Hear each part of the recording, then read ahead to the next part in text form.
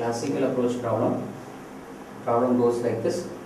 There's a plate with a 700 by 375 mm. Here we have the length 700 and the breadth 375. It is acted upon by 4 forces as shown in figure. We have a 550 Newton force upon this particular point, then 374 Newton on the same point, but both of them on either corner is a right corner and this is passing through the left corner. Then we have a horizontal force 836 Newton and a vertical force here, which is points where the line of action of the resultant passes.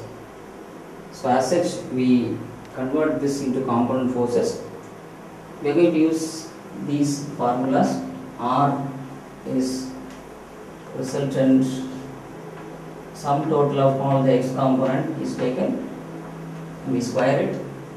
Then sum total of y is taken and we square it.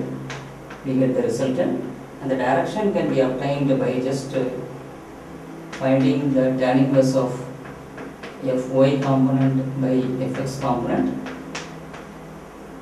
Then we are given the line of action of the resultant intersect the edge of the plate. So therefore once again we take this plate. We understand this particular resultant R, it has got 2 components. One is Rx component, the other one is Ry component. We can very easily find out by taking this value, this reference. Say for example, this can be taken as x1.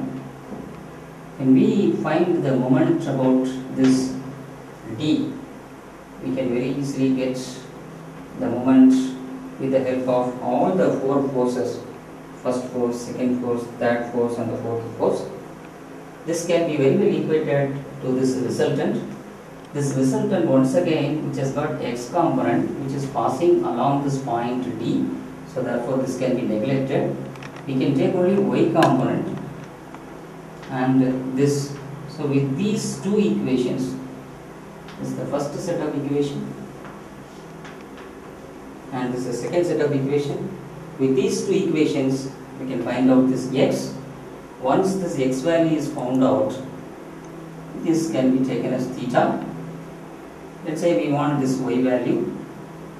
So obviously we understand this is x, total is 700. Once x1 is found out, we can find out x. So by simple calculation of tan theta, theta is known, tan theta is y by x. With this we can find out y as x times tan theta. So the y-intercept can also be found out. Replace the first one. So the given problem can be rewritten like this. You have the plate of 500 plus 200, 700 mm length and 345. The first step for this problem is to find out the unknown angles wherever possible in the free body diagram. Here is one angle alpha 1, here is another angle alpha 2. The alpha 1 can be calculated like this. We have the length 500, this is adjacent side and 375 opposite side. So when we find out the tan theta, we can find this angle. So it is very simple. So we just key in the value 375 divided by 500. It will give you the tan inverse of this answer as 36.869. So you will get this answer. Similarly, we putting 375 by 200, 375 divided by 200 and taking the tan inverse of this value, we will give you 61.92 as this answer. So this is the first and foremost step. Commit mistake here and it will lead to a lot of mistakes further. So you must be very careful with the angles. So angles are known. The next stage is to resolve the forces into x and y direction. We know very well whenever there is a force with theta, this is F, the horizontal component is F cos theta, and the vertical component is F sin theta. We assume positive horizontal as in the x direction as positive, similarly upward in the vertical direction as positive. So now the leftward becomes negative, and downward become negative as far as x and y forces are concerned. Then we have counterclockwise in the moment as positive and clockwise moment as negative. So these are the standard conventions we follow. Our idea is to find out the summation fx now. So summation fx is nothing but we take this force, so that is 836, which is negative, minus because it is leftward. Then for this particular force we have 550 cos alpha 1 plus, once again is going to the negative direction, so I make it as 550 cos of alpha 1, that is 36.86 degree. Afterwards we have one more force, that is 374, it is rightward, so therefore plus 374 cos of alpha 2. Alpha 2 is 61.92. Similarly, we can find out sigma fy.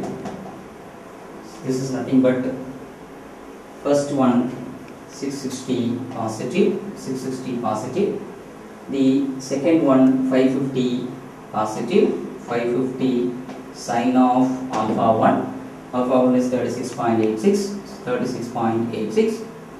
The second one is 374 sine of alpha 2 is once again positive, 74 sine of 61.92. So these are the sigma fx and sigma fy. Here you have no y component, so therefore it's only for the x component it is considered. For the y component it's not considered at all. Here the 660 is vertical, so therefore for horizontal component we are not going to take this. We have zero horizontal component here. So with the help of calculator we can very easily find out the sigma fx and sigma fy values. So sigma fx value comes to be straight away, it's nothing but 374 cos of 61.92 minus 550 cos of 36.86 minus 836.